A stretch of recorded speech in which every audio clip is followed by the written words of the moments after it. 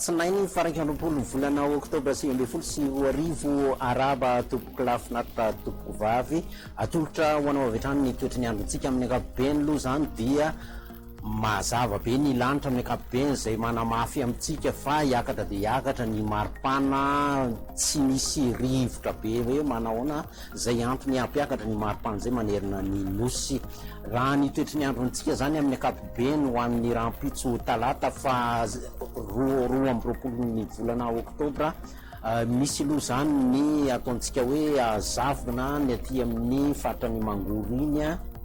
ny any amin'ny ilany atsinana vakina karatra moromanio ato matsiatra iorombe iny somary mandraondraona ny andro ny any amin'ny ilany andrefa ny tasy ny any bongolava any torak'izay koa ny aty amin'ny faritra ampahan'ny faritra ny sofiasy ny ampahan'ny faritra ny diana ny varatra andrefa ny nosy izay ny faritra hafa moa dia maina mety ho masoandro be amin'ny ankapobeny no andrafitra ny toetry ny andro ny tolakandro ny faharoa amby roapolo volana oktobra ahitantsika ny orana manorana na orana tandrivondraona raha ankotroka izy io marina fa mety isy tafitra mielo azy na miaraka aminy ao anatin'ny faritra io zany i analamanga mangoro ny ilany antsinana ny vakina karatra moromanio ato matsiatra iny torak'izay koa ny aty amin'ny faritra nosy be ambanja ambilibe analalava antsoy iny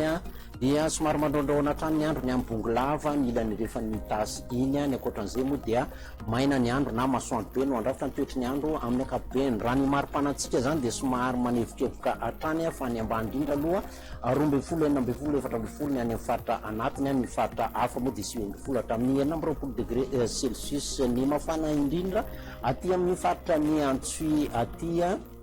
sy ny avaratra ray manontolo iny dia mpaka tonga hatraty maivatanàna aty 7 degré celsius ny faritra anatiny 7 amby roapolo hatramin'ny 8 amby roapolo degré celsius manahoana andray ary ny toetry ny androntsika amin'ireo tanàn-dehibe ivelan'ny Madagasikara orana aloha zany hitantsika any amin'ny Johannesburg any Nairobi